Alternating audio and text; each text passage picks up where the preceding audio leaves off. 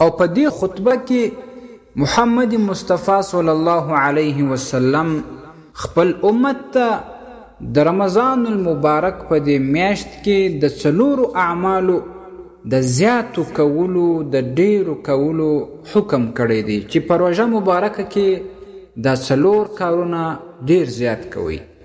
معارف الاسلام اداره دا روایت امام ابن خزیمه رحمه الله په خپل صحیح کې راخستی دی او دا شان په شعب الایمان کې هم امام بیهقی رحمه الله په 3 جلد کې نقل کړی او په کنز العمال کې هم راځي.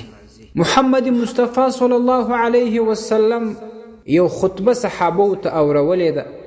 د خطبه په آخر کې دا د 4 کارونو حکم کړی. فاستكثروا فيه من 4 خصال.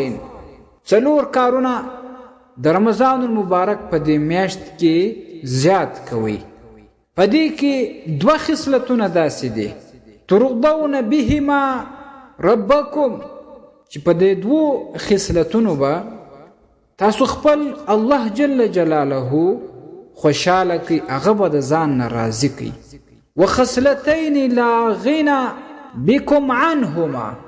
2 داسې خصلتونه دي چې د هغه نه تاسې چاره هم نه لري، د هغه نه تاسې غنا هم نه لري، ضرورت مو ورته ډیر دی. هغه اولنی 2 خصلتونه 2 کارونه چې په هغه باندې موږ الله رب العالمین راضي کولی سو، خوشحاله کولی سو. فشهادة ان لا اله الا الله. اول عمل دا چې د شهادت کلمه لا اله الا الله دا به ډیره زیاته وایو. د دې حکم محمد مصطفی صلی الله علیه وسلم کړی دی چې څومره انسان وخت پیدا کوي، موقع پیدا کوي، ژبه یې په دې ذکر باندې لنده وي چې لا اله الا الله.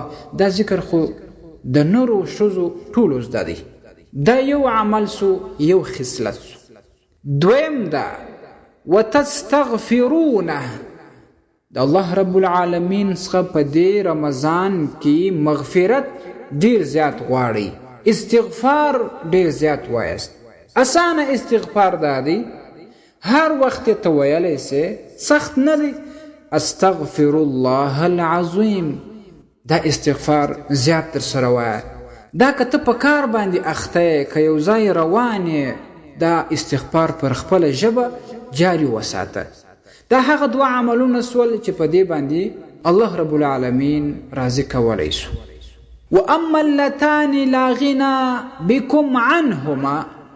2 نور داسې کارونه او خصلتونه چې د هغه څخه هم موږ چاره نه لرو، چې د الله رب العالمین څخه هغه باید وغواړو، هغه ډیر ضروري دي. اول د هغوی څخه دا دی فتسألون الله الجنه. د الله رب العالمین څخه ډیر زیات سوالونه کوي په دې رمضان المبارک کې د جنت، چې الله رب العالمین درته جنت درکړي. هر وخت د پیشلمي په وخت کې، د څاښت په وخت کې، د لمونځونو څخه وروسته، د روژه مات په وخت باندې، د تراویحو څخه بعد الله رب العالمین څخه دا سوال کوي چې الله په خپل احسان او فضل باندې جنت راکړي. کله دعا قبول شول او دغه وختونه د دعا قبولېدلو دي، الله رب العالمین به درته جنت درکړي. آخري عمل دا وتعوذون به من النار. د الله رب العالمین څخه په دې رمضان المبارک کې د جهنم د اور څخه ډیره زیاته پناه غواړي، او دا سوال هم ورسره کوي چې یا الله د جهنم له سختۍ، له اور او تکالیف او له عذاب مې په امان او محفوظ وساتې. نو دا 4 خصلتونه سول چې محمد مصطفی صلی الله علیه وسلم د دې حکم خپل امت ته کړی دی.